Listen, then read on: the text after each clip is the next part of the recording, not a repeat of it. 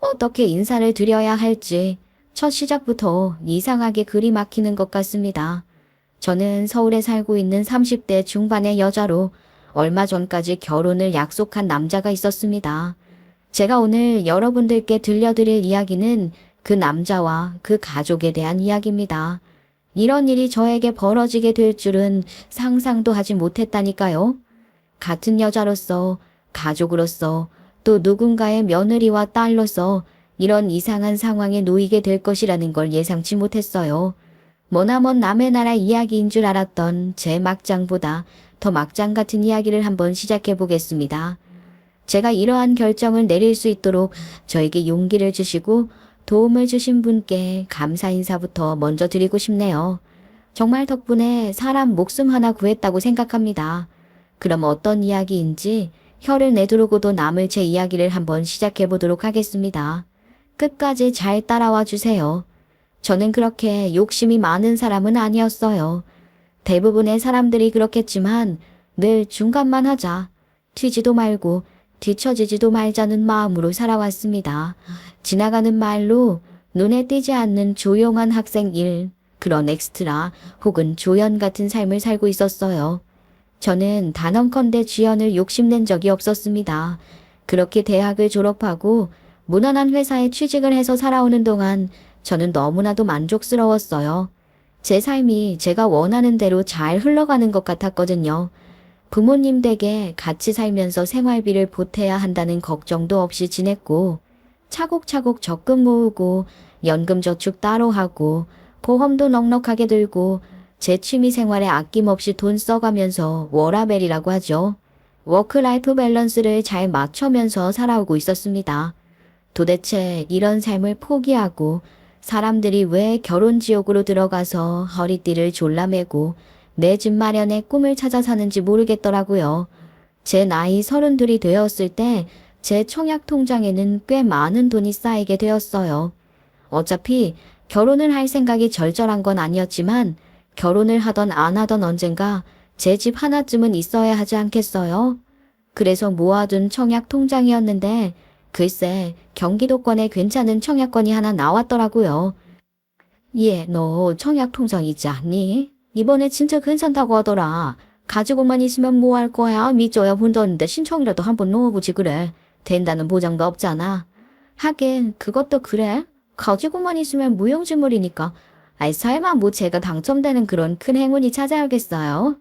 어차피 할 거 혼자 산다 생각하고 작은 평수나 하나 넣어봐. 큰 평수는 잔금 때문에 힘들 거야 어차피. 작은 평수도 공간 활용하기 좋게 잘 빠졌던데. 친정엄마의 꼬드김에 넘어가서 작은 평수 28평 아파트에 청약을 걸었습니다. 근데 이게 웬걸? 작은 평수가 더 치열할 줄 알았더니 그 동네가 쫙 바뀌면서 초등학교부터 중학교, 고등학교, 학교란 학교는 다 들어와 있고 아이 키우기 좋은 인프라를 가지게 되면서 작은 평수보다 큰 평수가 더 불티나게 팔렸다고 하더라고요.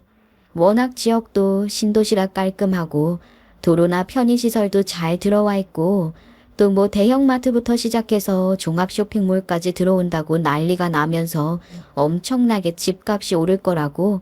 근데 제가 딱 당첨이 된 겁니다. 28평 아파트에 말이죠. 저는 어안이 벙벙했어요. 이야, 내가 네 엄마 말 잘 듣는 이유가 있다니까. 여자 말만 잘 들어도 반은 성공하는 법이야. 이거야말로 로또다 로또. 거봐, 너 보길 잘했지? 집값이 막말로 얼마나 더 오를지 모르는 마당에 청약으로 싸게 사게 되면 전만 남는 장사지. 저는 투자에 대해서는 잘 몰랐지만 부모님께서 그렇게 말씀을 하시니까 귀가 팔랑거려서 대출빚을 내서라도 이 집을 가져야겠다 싶었습니다. 그래서 일단 계약금 10%는 제가 직장 생활하면서 모아둔 돈으로 해결을 했고요. 중도금 60%는 10%씩 6차례에 걸쳐서 납부를 하면 된다고 하더라고요. 그래도 나이 32이었고 제가 간호대를 졸업한 이후에 근무를 하면서 차곡차곡 모아둔 돈이 있어서 다행이었죠. 종합병원에서 일을 하고 있었고 그래도 8년차 근무 중이었기 때문에 연봉이 꽤 괜찮았어요. 야간 특별수당도 있었으니까요. 아무튼 적금 모아둔 거, 주식에 넣어둔 거 정리하면 중도금도 어느 정도 해결이 되겠구나 싶었죠. 거기다가 중도금 대출도 있었고 부모님께서 아주 조금 도와주신다고 했기에 걱정은 없었습니다. 세대가 꽤 많은 곳이었기 때문에 입주까지 2, 3개월은 걸린다고 하더라고요. 저는 일단 이 아파트 집값을 보고 팔아치워야겠다고 생각을 했습니다. 그런데 글쎄 이게 웬걸 매매 제한 때문에 3년은 실거주를 해야 한다고 말을 하더라고요. 당장 제가 투자를 하고 있던 것들도 전부 빼버린 상황이었기 때문에 3년 실거주를 한다는 게 조금 불편하게 느껴졌지만 이미 중도금까지 내버린 상태에 저에게 다른 방법은 없었습니다. 그래서 뭐 어쩔 수 없이 울며 겨자 먹기로 들어가서 살게 되었죠. 다행히 친정과 먼 거리도 아니었고 직장까지는 15분 정도 더 멀어지긴 했지만 제 아파트가 생기고 나니까 마음가짐이 또 달라지더라고요. 결혼을 딱히 생각해두고 있었던 것은 아니지만 제가 뭐 평생 솔로로 살 것도 아니고 남자친구가 생기면 결혼까지 생각하게 될 수도 있으니까 제가 좀 선택적 비혼이었거든요. 정말 괜찮은 사람이 나타나서 평생을 함께 할 수 있다면 결혼을 해야겠다 싶었기 때문에 제 집을 마련해서 가지고 있다는 건 아주 큰 장점이 될 수 있을 것 같았어요. 제 집이다 생각하니까 새 집이었지만 도배도 제 취향대로 하고 싶고 또 저를 위한 공간도 만들어 두고 싶고 아주 그냥 의욕이 팍팍 샘솟더라고요. 그때부터 저는 혼자 살기를 시작하게 되었습니다. 원하던 독립은 아니었지만 혼자 사니까 또 나름의 장점이 있더라고요. 집에서 누군가의 잔소리를 듣지 않아도 된다는 점, 그리고 후줄근한 잠옷 차림으로 편안하게 있어도 눈치를 볼 필요가 없다는 점, 배달 음식을 마음껏 시켜 먹을 수 있다는 점, 정말 너무 행복했습니다. 30 초반에 너무 철없는 소리 아니냐 하실지 모르겠지만 아마 제 나이 또래 친구들은 다 비슷하게 생각하고 있을걸요. 집안 청소라든지 빨래, 음식 해먹는 건 귀찮았지만 그래도 제 집이다 생각하니까 또 치우고 정리하게 되더라고요. 친구들을 불러서 밤새 술을 먹기도 하고 또 쉬는 날엔 소파에 누워서 일어날 생각도 하지 않고 내내 TV만 보고 있으니 천국이 따로 없더랍니다. 관리비나 생활비가 예상보다 조금 더 들어가긴 했지만 행복했어요. 간호사로 일을 하면서 야간 근무를 해야 한다던가 진상 환자에게 시달려도 내 집에만 오면 그렇게 편안해질 수가 없더라고요. 이래서 다들 내 집 마련하는구나 싶었습니다. 그러던 도중에 우연치 않은 기회에 예비 신랑을 만나게 되었습니다.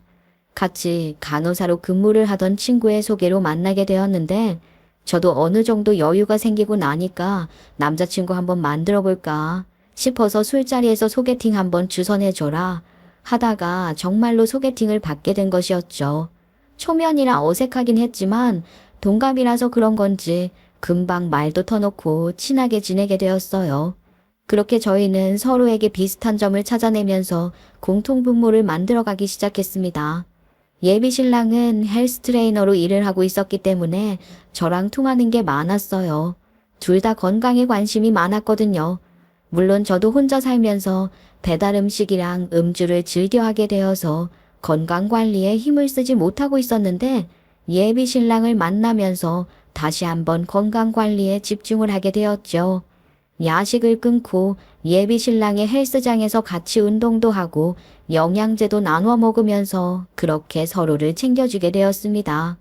연애를 한 지 1년쯤 지나서 양가 부모님께 오픈을 하고 서로 소개를 시켜주기로 결정을 했어요.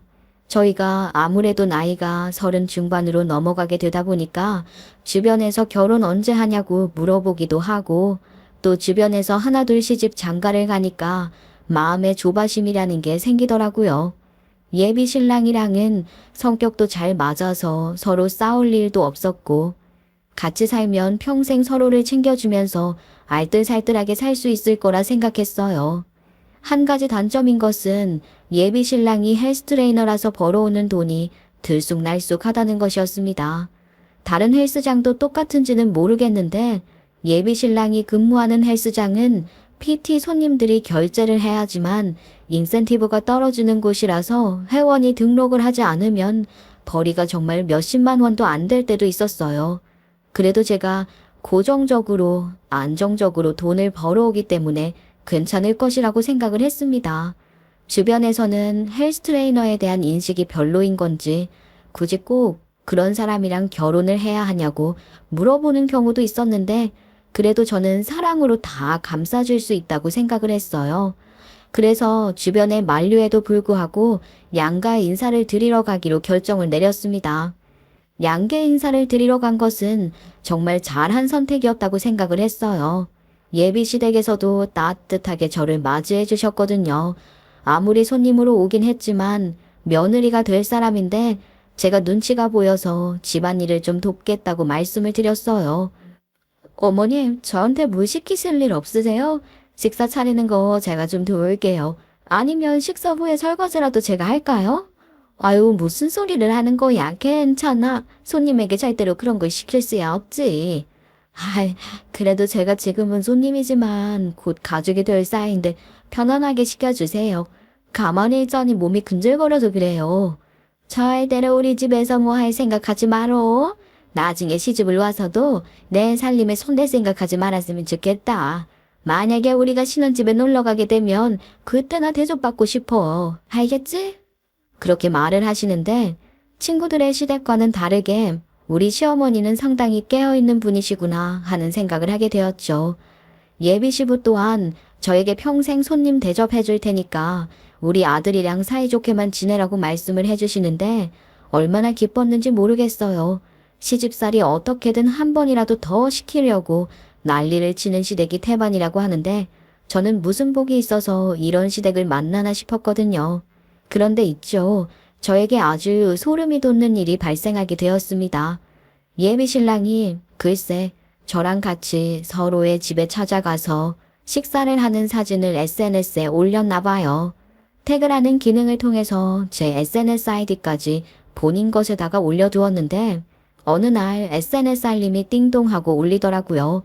저는 사실 그 SNS를 잘 이용하지 않아서 누가 메시지를 보낸다거나 좋아요 같은 걸 누르는 일이 없었거든요.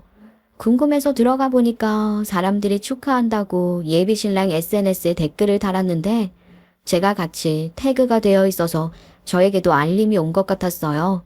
들어간 김에 오랜만에 친구들 SNS에 올라온 것도 확인을 하고 언제 온지도 모를 메시지함도 쭉 읽어보고 그랬죠.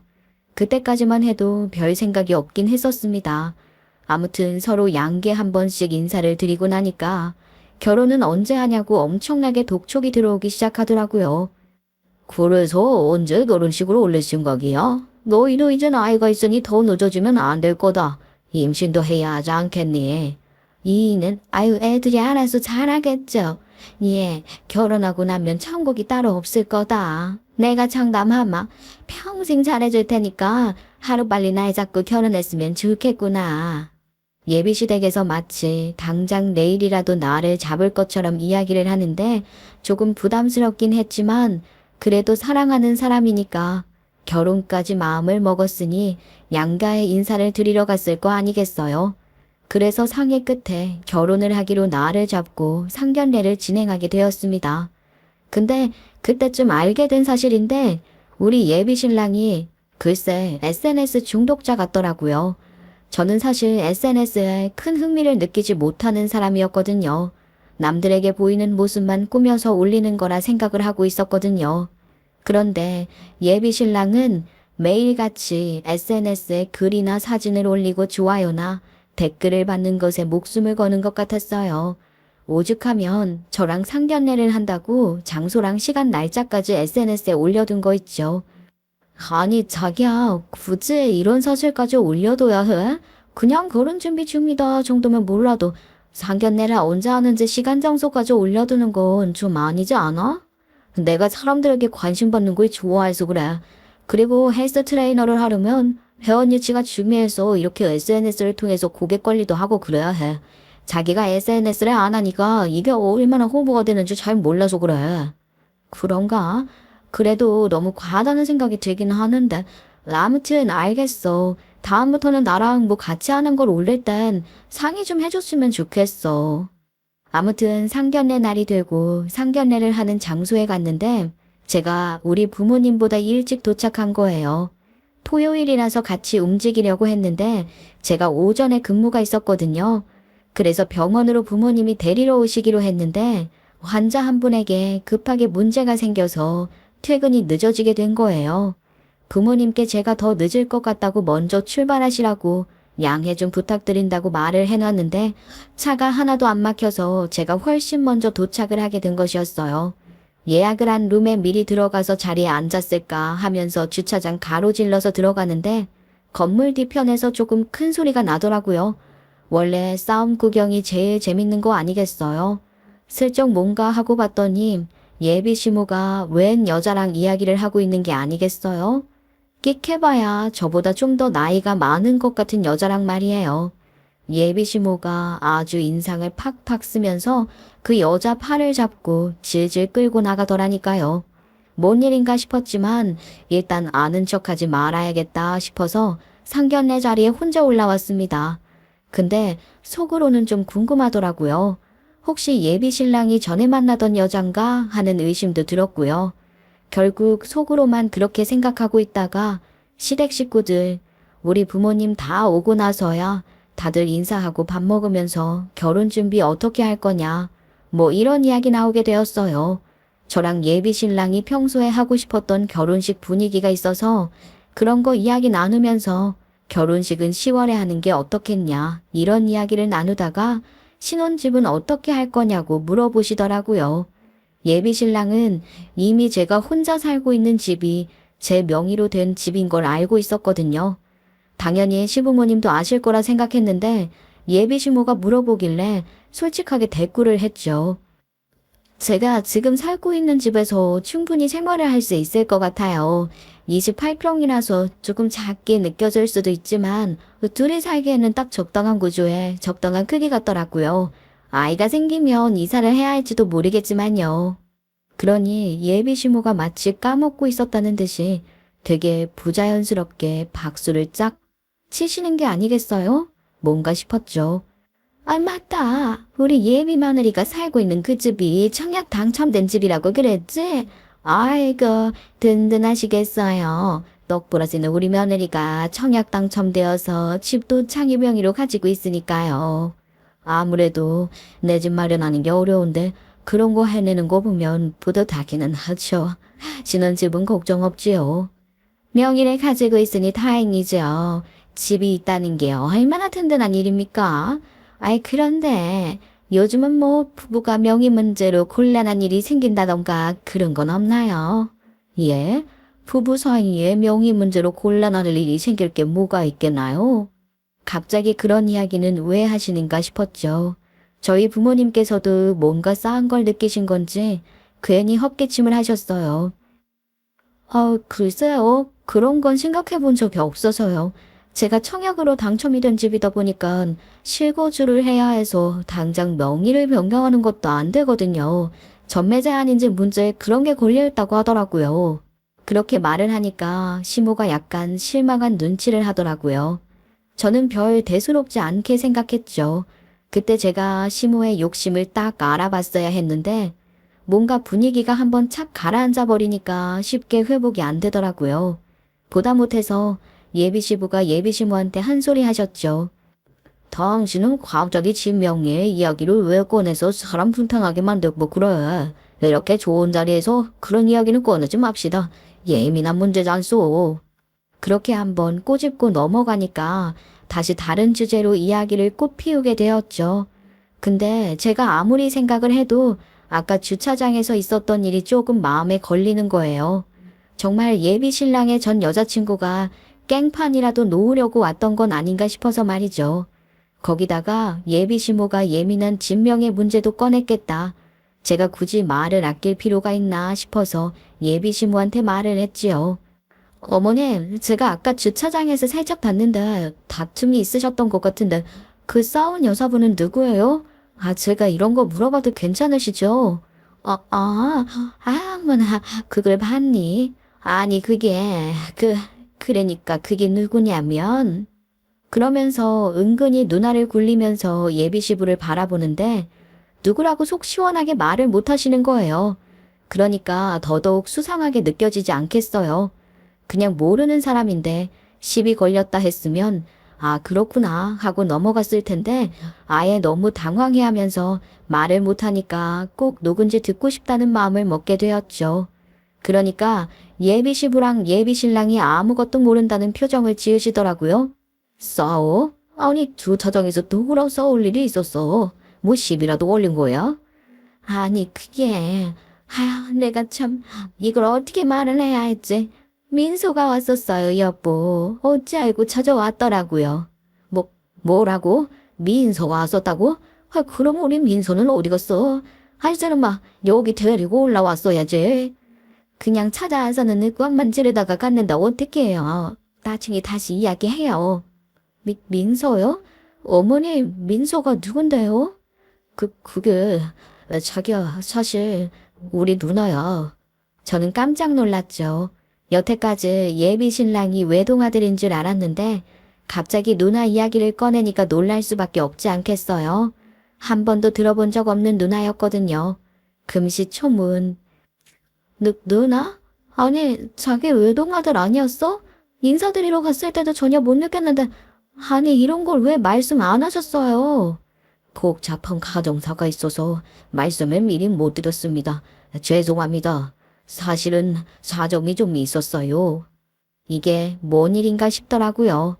그 뒤로 시부의 입에 줄줄 나오는 이야기는 아주 충격적이었어요. 그러니까 예비시부랑 예비시모가 재혼을 한 사이라고 하지 뭐예요.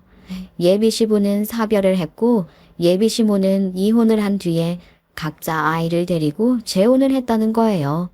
예비신랑은 시모가 데려온 아들, 예비시부는 그 민서라는 신우를 데리고 살림을 합치게 된 것입니다. 예비신우가 예비신랑보다 2살 더 나이가 많았다네요. 아무튼 그렇게 둘 다 초등학교 6학년 4학년일 때 만나서 가족이 되었대요. 처음에는 아무 문제가 없었는데 예비신우에게 사춘기가 찾아오면서부터 가족들이 삐걱거리기 시작했다고 하더라고요. 사춘기가 되면 2차 성징이 나타나잖아요. 근데 예비시모가 친모가 아니라 어쨌든 양엄마니까 몸에 일어나는 변화를 쉽게 이야기하기가 좀 그랬나 보더라고요. 혼자 끙끙 앓고 방 밖으로 잘 안 나오고 거기다가 워낙 내성적인 사람이었다더라고요. 그래서 가족으로 엮인 사이지만 가족 구성원들이랑 잘 어울리지 못하고 그랬대요. 예비시모랑 예비신랑 입장에서는 우리를 가족으로 안 받아주는 건가 하는 오해가 쌓일 무렵에 예비시부가 그때 건설회사에서 일을 하고 있었는데 사우디아라비아에 장기간 파견을 나가게 된 거예요.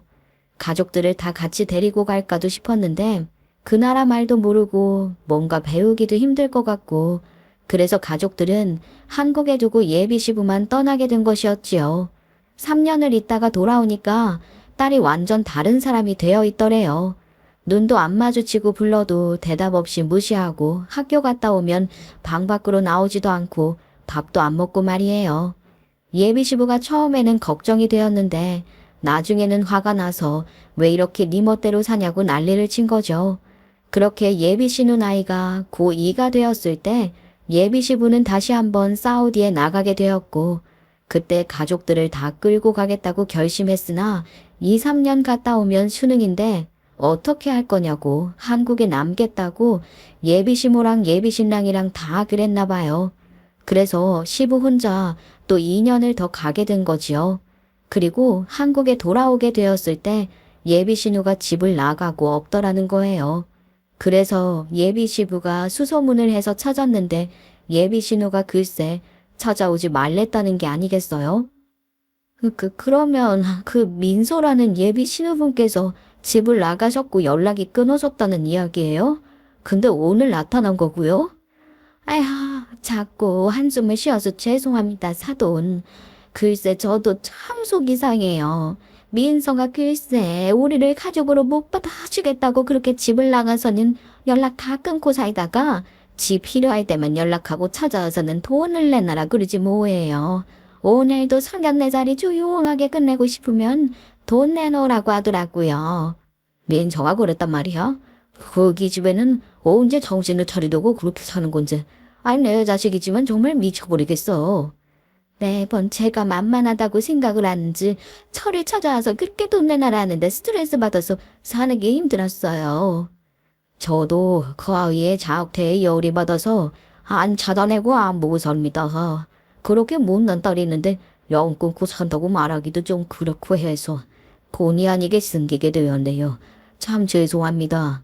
제가 솔직하게 다 이야기를 털어놓았어야 했는데 저 생각이 짧았습니다. 아유, 아닙니다. 그게 어디 말하기 쉬운 내용인가요? 마음고생 참 많으셨겠습니다. 지금이라도 이렇게 다 털어놓고 말을 해주셔서 감사합니다. 참 속상하더라고요. 아이고, 수책맞게 눈물이 다 나네요. 가족으로 끈끈하게 잘 지내고 싶었는데 사람 마음처럼 잘 안 되더라고요. 예, 며느라가야. 우리는 꼭 진짜 가족이 되자. 알았지? 그런 사정이 있으신지도 모르고 죄송해요. 저희는 정말 한 가족이 되어서 잘 지내봐요, 어머님. 그렇게 훈훈하게 마무리를 하고 날짜를 잡고 상견례 자리를 마무리하게 되었죠. 근데 좀 의문이 생긴 게 시부모님이야 그렇다 쳐도 예비 신랑은 왜 저에게 말을 안 했을까 싶더라고요. 나중에 예비 신랑한테 왜 말 안 했냐고 조심스럽게 물어보게 되었죠. 실은 고민하긴 했는데 그런 누나가 있다는 게 흠으로 느껴질까봐 말을 못했어. 부끄럽기도 했고 말이야. 그런 누나 때문에 나까지 당신에게 오해를 받고 싶지 않았어. 그리고 보통은 그렇게 가족이 집을 나가고 연을 끊으면 다른 가족들에게 문제가 있을지도 모른다고 생각하는 경우도 있어서 한번 타이밍을 놓치니까 더더욱 말을 하기가 힘들더라고. 이해 좀 해줘. 또 그렇게 시무룩해서 이야기를 하니까 이해가 안 되진 않더라고요. 지금이라도 솔직하게 진솔하게 말을 해줘서 고마웠어요. 그렇게 우리는 결혼 진행을 하게 되었고 식장 잡고 웨딩 사진 찍고 아무튼 그 스드메 그거 예약을 해야 하는 상황이 되었죠. 그런데 곰곰이 계산을 따져보니까 너무 계산적이게 굴고 싶지 않다가도 좀 손해보는 기분이 들더라고요. 제가 사실 가진 돈 다 털어서 집을 샀잖아요.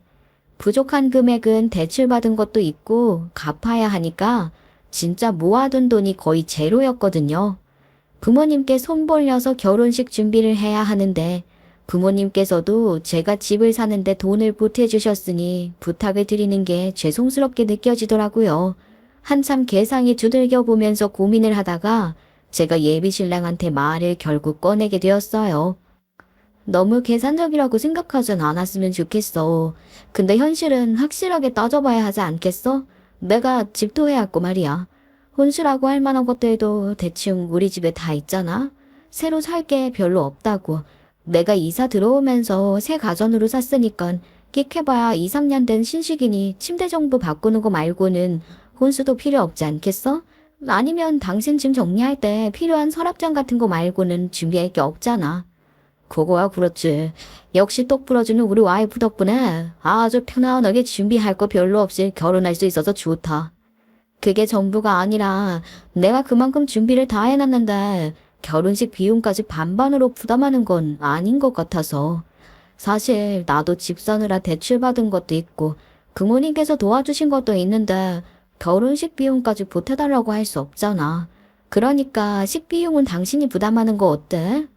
듣고 보니 틀린 말도 아닌 것 같고 일단 알겠어. 나도 부모님이랑 상의를 좀 해봐야 할 것 같으니까 이야기 나눠보고 답 줄게. 괜찮지?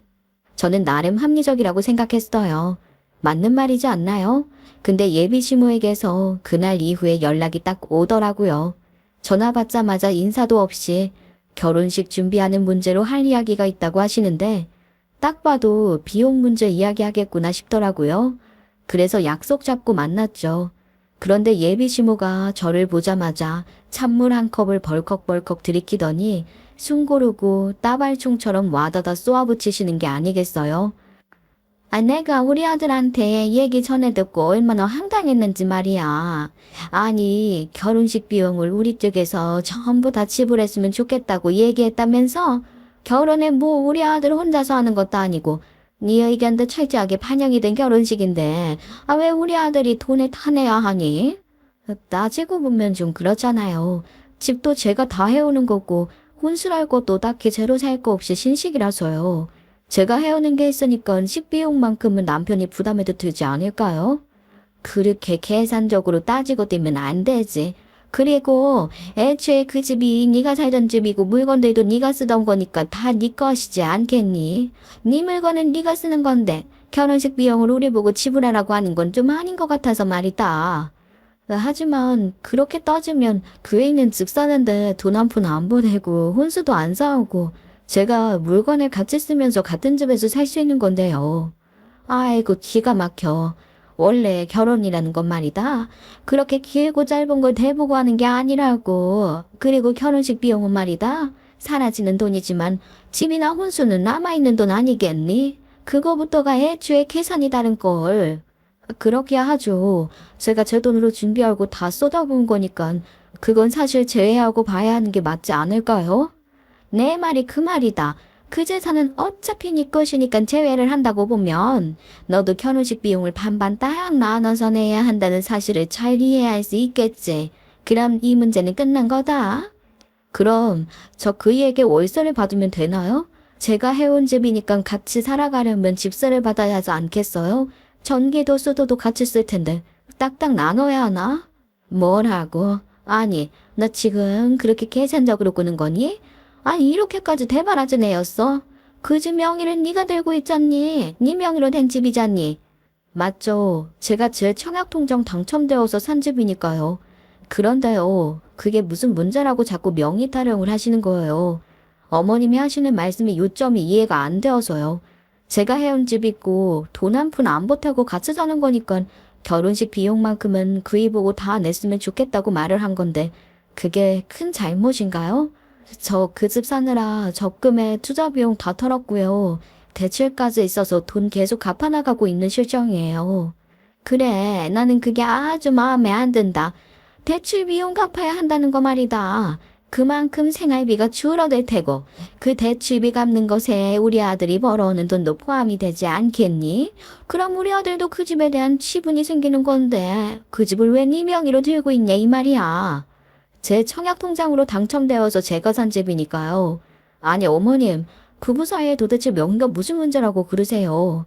부부가 되었으면 말이다. 콩 한쪽도 나눠 먹는 거다. 최소한 공동명의는 해줘야 하는 거 아니야? 벌써부터 월세 운운하는 거 보니까 아주 기가 막힌다. 결혼해서 같이 살면 우리 아들 어디 기가 죽어서 살 수나 있겠냐 싶다. 예, 그러지 말고 그 집 우리 아들 명의로 돌리자. 어머님, 말이 되는 말씀을 하셔야죠. 제 집인데 그걸 왜 그의 명의로 돌리라고 그러세요? 어머님, 공동명의도 말이 안 되는 건데 아예 명의를 옮기라고요? 그 집 사는데 그이는 한 푼도 돈을 안 보탰잖아요. 명의를 왜 들고 가요?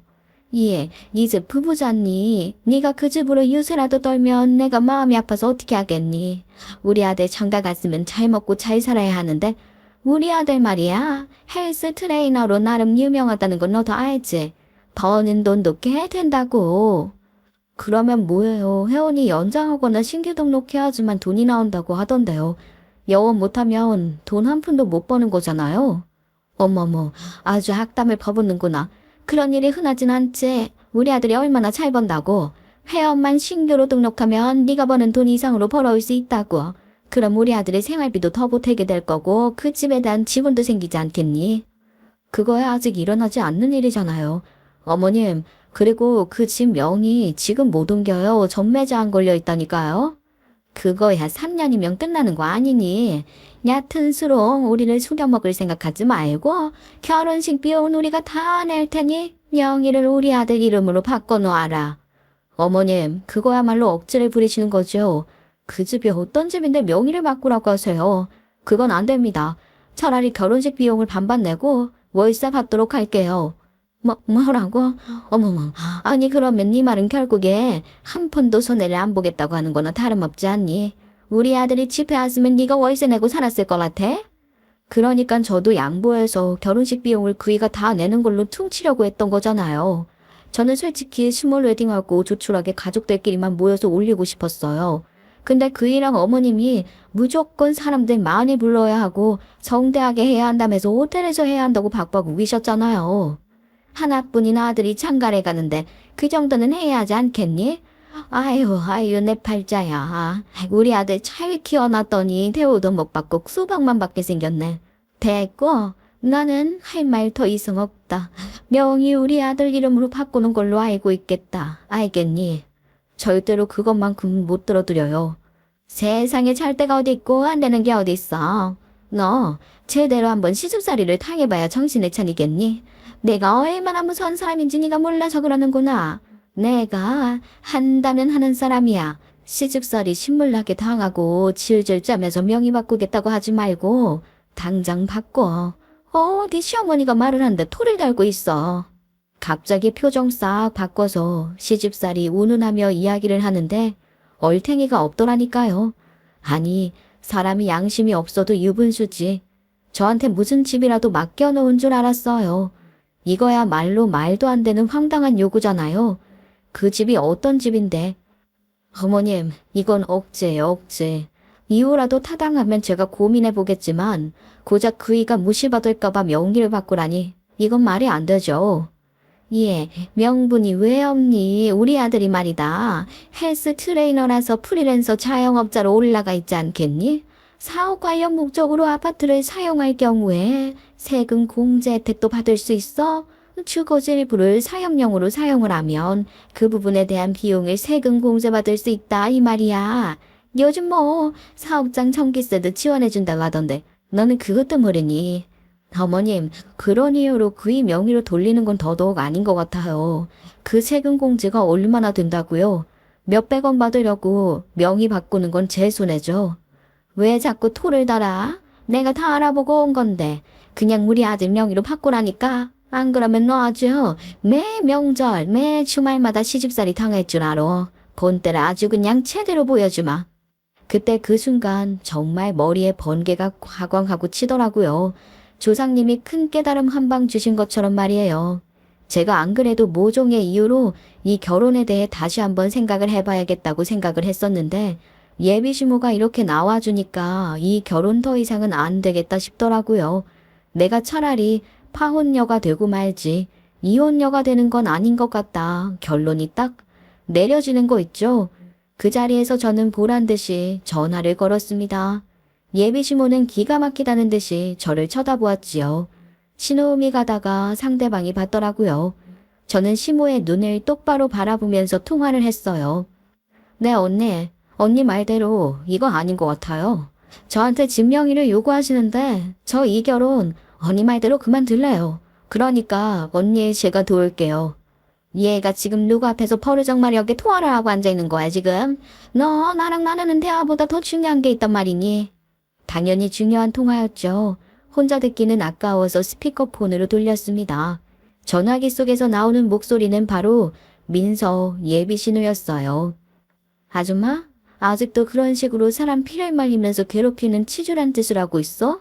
기가 막혀. 이래서 사람은 안 변한다는 소리가 있나 봐. 내가 아줌마한테 당했던 거 그대로 다 갚아주려고 아줌마가 아무리 발버둥 쳐봐야 나 절대 못 이길걸? 내가 지금까지는 그냥 억울해도 참고 살자고 생각을 했었는데 사람이 참기만 하면 병나고 호구되더라. 이렇게 살면 안 되겠다는 걸 제대로 깨달았지 뭐야. 아줌마 딱 기다려. 내가 아주 철저하게 갈기갈기 찢어버릴 테니까. 너 민선이? 기가 막혀. 지금 우리 몰래 민서랑 내통을 있었던 거야? 민서 너는 무슨 말을 그렇게 해? 엄마한테 아줌마가 뭐야? 그리고 네가 무슨 복수를 하겠다고? 내가 뭘 어쨌다고? 네가 나한테 갈기갈기 찢니 뭐니 그딴 소리를 하고 있어. 내가 다 들었어. 그동안 내가 아줌마 찾아가서 만만하게 보고 돈을 내놓으라고 윽박을 질렀다고? 내가 언제 그런 짓을 했는데? 아줌마가 내 이름 팔아서 그동안 거짓말 치면서 나랑 아빠 사이를 이간질했던 것도 다 참았는데 그런 누명까지 씌워? 두고 봐. 내가 가만히 있나 봐. 그러니까 이게 어떻게 된 일이냐면요. 예비 신랑이 SNS 그렇게 결혼 사실을 떠벌떠벌 했다고 했잖아요.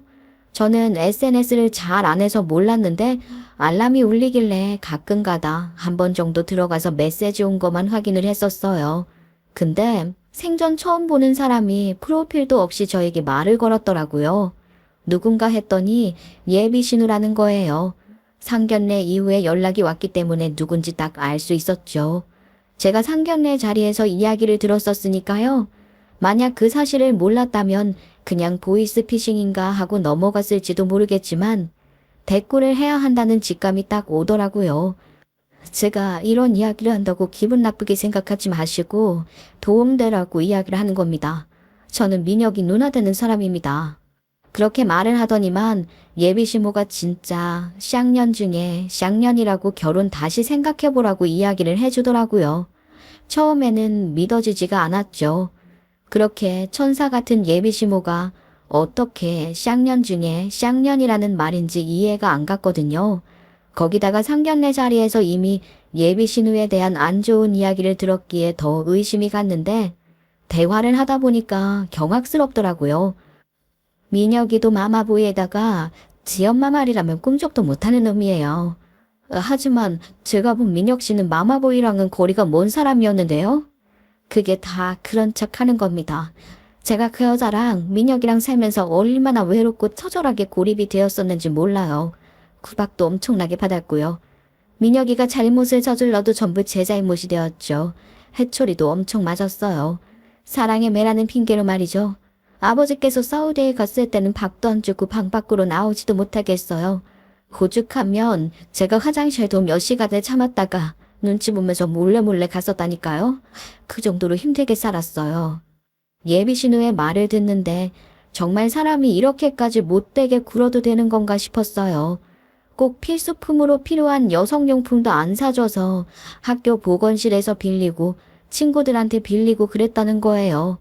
진짜 너무하지 않아요? 이야기를 듣는 내내 진짜 시겁했다니까요. 그러면서 예비시모가 예비신랑에게 늘 여자는 순종적인 여자 만나야 된다. 드세면 안 된다. 재산 주면 안 된다. 그런 소리를 그렇게나 했다네요. 저에게 모든 이야기를 해주면서 그런 결혼을 꼭 해야겠냐고 하더라고요. 저는 정말 엄청나게 혼란스러웠습니다. 생각을 좀 해봐야겠다고 했는데 글쎄 이런 일이 딱 생기니까 결혼을 하고 싶겠어요? 저는 마음 다 잡았지요. 이 결혼 절대로 무슨 일이 있어도 하늘이 두 쪽 나도 하면 안 되겠다고 말입니다. 예, 너 설마 저딴 소리를 믿는 건 아니지? 이런 일로 파혼하겠다는 거 아니지? 저딴 소리? 아직도 눈 가리고 아웅하려고? 소송이 본격적으로 시작되면 내 말을 사람들이 다 믿어주겠지? 예, 며느라가야, 내가 말이다. 우리 민혁이 생각해서 한 일이야. 민서가 믿고 그런 게 아니라 내가 다 우리 민혁이 찰더라고 한 일이라니까. 시모가 혹시 제 입에서 파혼 이야기라도 나올까봐 갑자기 저에게 안절부절 못하면서 말을 하는데 제가 왜 결혼을 해야 하나 싶더라고요. 가진 게 부족한 것도 아니고 간호사로 평생 먹고 살 직업 있고 집도 있는데요. 저 새끼야말로 헬스 트레이너 못하면 돈 못 버는 놈 아니냐고요. 갑자기 현실이 파바박 깨달아지면서 이 결혼 못하겠다 싶더라고요. 제 표정이 점점 확신으로 굳어가는 게 보였는지 예비시모가 갑자기 말을 바꾸기 시작했어요. 예, 내가 집 달라고 했던 거 사실은 다 거짓말이었다. 내가 그냥 너 어떻게 나오나 테스트 한번 해본 거다 이 말이야. 그러니까 우리 오해 풀고 잘 지내보자, 응? 개소리잖아요. 진짜로 내 집 탐했으면서 딴 소리 하기는 저 이 결혼 안 할 거예요. 정신을 차린 제가 그 자리 뛰쳐나가려는데 예비시모가 제 손목 잡으면서 예, 이렇게 파혼은 안 되지 하고 저를 억지로 앉히려고 하려는 게 아니겠어요? 힘이 얼마나 센지. 제 앞에 있던 물컵 들어다가 예비시모 얼굴에 한 컵 그대로 물 뿌리고 도망쳤습니다. 그렇게 도망을 친 뒤로 불티나게 전화가 오더라고요. 예비신랑이 얼굴 보고 이야기하자 난리였지요. 근데 진짜 마마보인지 지 엄마 편 들더라고요. 우리 엄마가 테스트해본 거를 진심 아니래. 그런 장난을 왜 쏟고 그래. 우리 엄마 착해. 우리 엄마가 나한테는 손 올린 적 한 번도 없어. 자기한테도 그랬고요. 미친놈인가 싶었지요. 그 와중에 예비신우였던 민서 언니는 저한테 절대 결혼하지 말라 그러고 예비시모는 저한테 민서 언니 전화번호 내놓으라고 난리를 치더라고요. 제가 여기서 홀라당 번호를 물어버리면 은혜도 모르는 년 아니겠어요? 그 년이 상견례 자리도 낑판 치려고 했었는데 나를 이렇게 엿먹여? 당장 번호 내놔. 상견례 자리 찾아온 것도 저한테 경고를 주려고 했었다는 사실이라는 걸 알아버렸죠. 그 와중에 예비 시부가 저한테 전화해서는 민서 언니한테 정신병이 있는 것 같다고 하는 거예요. 아니 자기 딸인데 그렇게 말을 하고 싶을까요? 예비 시부가 얼마나 구워 삶았으면 정말 언니가 외로웠을 만했다 싶더라고요. 민서 언니를 정신병자로 몰고 싶은 거 아니에요? 제가 이야기 들어보니까 민서 언니가 돈 가져갔다는 거, 어머님한테 돈 달라고 그렇게 매번 그랬다는 거 다 거짓말이라고. 그런 적 없대요. 그 돈 어머님이 꿀꺽하려고 언니 핑계대고 뜯어간 거라고요. 잘 알아보지도 않고 어떻게 딸을 의심할 수가 있어요. 저는 이런 콩가루 집안에 시집 못 갑니다. 사정을 다 들은 예비 시부께서는 멘털이 털털 털리신 건지 아무런 말씀도 하지 못하시고 전화를 끊으셨어요. 결국 민서 언니는 소송 걸기로 마음 먹으셨더라고요.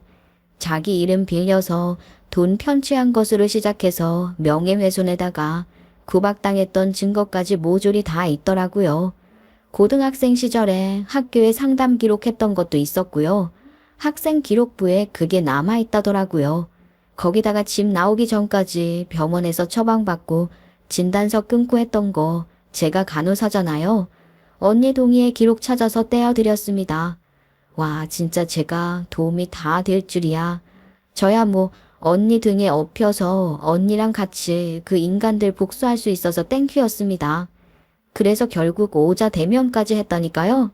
언니, 저 예비신랑 예비시모, 예비시부 이렇게 말이죠.